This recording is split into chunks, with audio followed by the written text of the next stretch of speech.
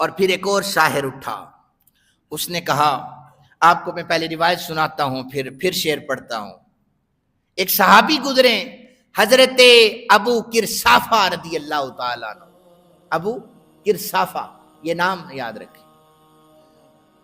یہ بڑا بچپن تھا ان کا، یہ اپنی خالہ کے پاس رہتے تھے اور ان کی خالہ ان کو بکریاں چرانے کے لیے بھیجا کرتی تھی۔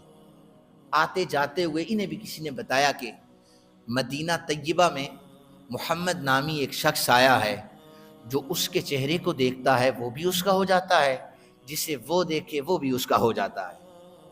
یہ روزانہ اپنی بکریاں چھوڑ کر نبی علیہ السلام کے چہرے کا دیدار کرنے کے لیے حاضر ہو جاتے۔ اب بکریاں ہیں، وہ کبھی ادھر گئی کبھی ادھر گئی، دن بدن بکریاں کمزور ہونے لگی، اور حضرت ابو کرسافہ کیا کرتے؟ نبی علیہ السلام کا دیدار کرنے چلے جاتے، چھوٹے سے ہیں۔ خالہ نے دیکھا کہ یہ عجب معاملہ ہے کہ اپنے بھانجے کو بکریاں چرانے بھیجتی ہوں، بکریاں واپس بھی آتی ہیں، یہ بھی ٹائملی واپس آتا ہے، لیکن ہماری بکریاں دن بدن کمزور ہو رہی ہیں۔ اس نے جب وجہ پوچھی تو پتہ چلا ابو کرسافہ بکریوں کو چھوڑ کر محمد نامی ایک شخص کا دیدار کرتا رہتا ہے۔ خالہ نے ڈانٹا، ماں کو بلایا، انہوں نے بھی ڈانٹا کہ بیٹے آپ کو ہم ایک کام سونپا ہوا ہے، ذمہ داری ہے، اس کو چھوڑ کر جا کر آپ ایسے کرتے ہو، تو ایسا نہ کرو، یہ تمہارے لیے بہتر نہیں ہے۔ یہ خالہ تربیت کر رہی ہیں، چونکہ ابھی اسلام قبول نہیں کیا۔ جناب ابو کرسافہ رضی اللہ تعالیٰ عنہ کہنے لگے خالہ میری ایک بات سن لو، میں وہاں پر جانا چھوڑ دوں گا، محمد صلی اللہ علیہ وآلہ وسلم کا دیدار کرنا بھی چھوڑ دوں گا، لیکن میری ایک شرط ہے، ایک مرتبہ آپ کملی والے آقا کریم محمد صلی اللہ علیہ وآلہ وسلم کا دیدار کریں، ایک دفعہ دیکھیں۔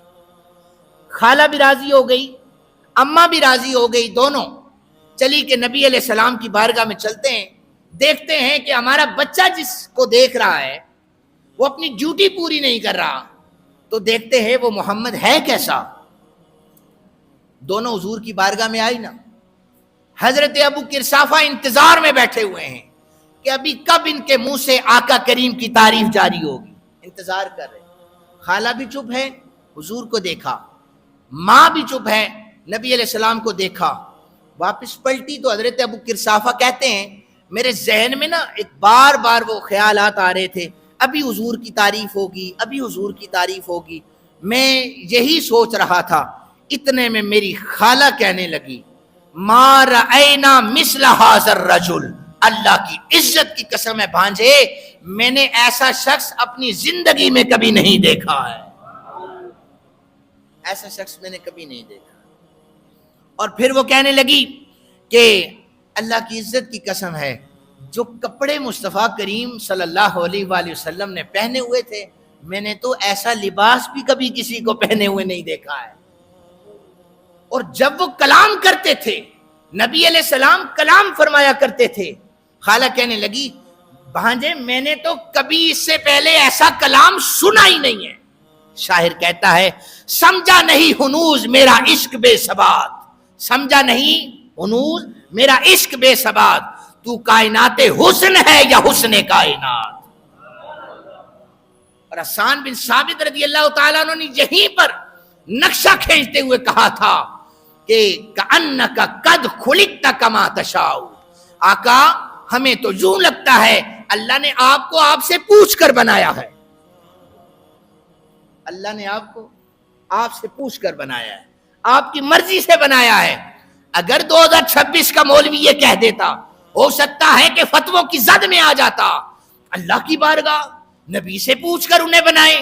میں نے کہا یہ میرا فتویٰ نہیں، یہ حضور کے چرنوں میں بیٹھنے والے جناب حسان بن ثابت کا فتویٰ ہے کہ حضور ہماری آنکھوں نے وَأَحْسَنُ مِنْكَ لَمْ تَرَ قَطُّ عَيْنِي وَأَجْمَلُ مِنْكَ لَمْ تَلِدِ النِّسَاءُ خُلِقْتَ مُبَرَّأً مِنْ كُلِّ عَيْبٍ كَأَنَّكَ قَدْ خُلِقْتَ كَمَا تَشَاءُ۔